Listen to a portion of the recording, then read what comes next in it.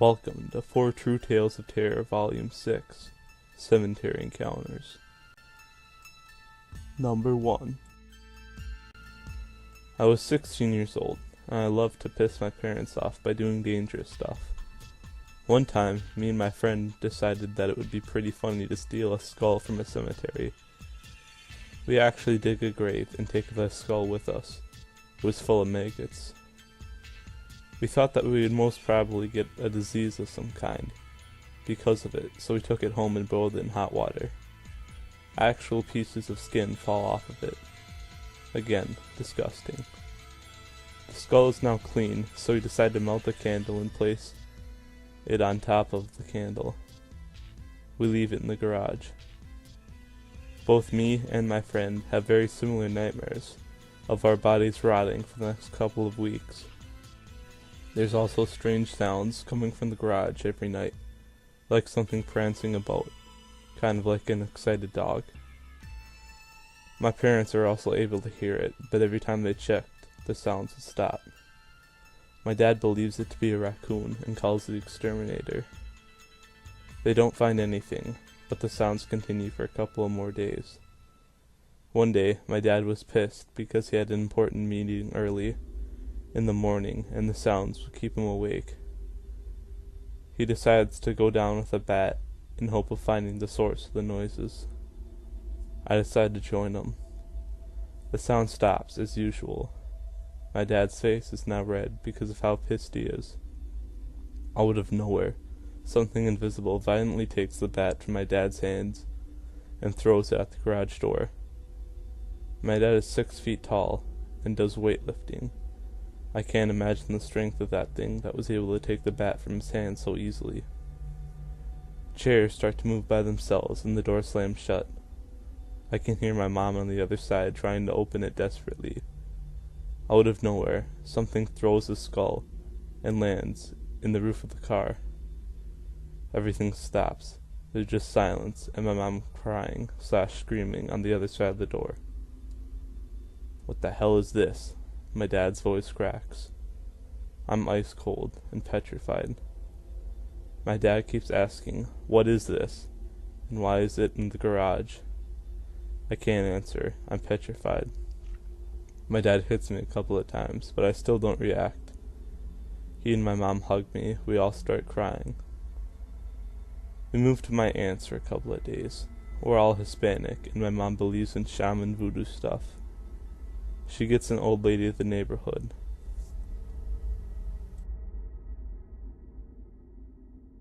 She gets an old lady from the neighborhood that knows how to do limpia, which is a Mexican ritual to make evil spirits or curses go away. She says that me and my friend must be present because we were the ones that disturbed the spirit by bringing the skull. She gets holy water, incense, and some plants. She rubs the plants on the four of us and starts chanting something in Spanish.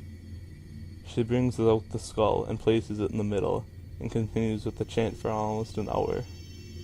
I'm just looking at my friend, trying to hold the laughter, when suddenly the skull cracks open like an egg. Smoke comes out of it, and it smells like rotten meat. The old lady tells us to ask for apologies for disturbing the spirit's rest, and we do. My voice cracks, and I'm scared as hell. The smoke starts to gather in one corner, and takes the form of a sphere. It stays there for a couple of seconds, then dissipates into one of the ventilation ducts. The old lady says it's done, and as penance, both me and my friend can't eat meat for a month, or else the spirit will return. Number 2. The story is from my dad, in his early 20s. It's around 11 p.m., and he's driving through a countryside street with almost no lights and no one coming or going. Suddenly, there's a man on the side with his thumb up, asking for a ride. My dad stops and looks at him thoroughly. There's a feeling of dread, and he can't manage to make up his mind. The man is wearing a suit and a trilby. He gets into the car, acts super nice, and says he's sorry for the burden, but he has to go somewhere really urgently. He has to go to the cemetery. My dad arrives at the cemetery, with an odd feeling of dread for the whole ride. He stops in front. The man thanks him and says he'll repay the favor. My dad shakes his hand. It's cold. Not like winter cold, but unsettling cold. Abnormal. The man gets out of the car and walks through a little alley on one side of the cemetery. The alley is a dead end, and there are no entrances to the cemetery there. There's not even a sewer access. My dad goes around to do a loop and go home. He looks in the alley, not even 10 seconds after the man entered it. He's gone. Number 3. It's yesterday, and I'm doing some paranormally related stuff at this supposedly haunted cemetery with my friend. It's broad daylight at about 3 p.m. The cemetery is very rural, down a dirt road, and that's down a gravel road. The gates are always open to the public. It even has a historical marker plaque. I visit places like this all the time. I'm photographing, and I walk around looking for the oldest grave. I walk around the perimeter taking pics when I come to a fallen part of the cemetery fence. I cross over back into the cemetery. It's time to leave, when a green pickup pulls up. The guy gets out of the truck. "What you doing?" Nothing. We're just looking at the cemetery." The dude pulls out an all-black 44, with gold or silver detailing glinting in the sun. He's got a gun. He rests it on the fence and points it at us. "Why don't you come over here and talk to me?" I turn and make a beeline for my car. "Come on."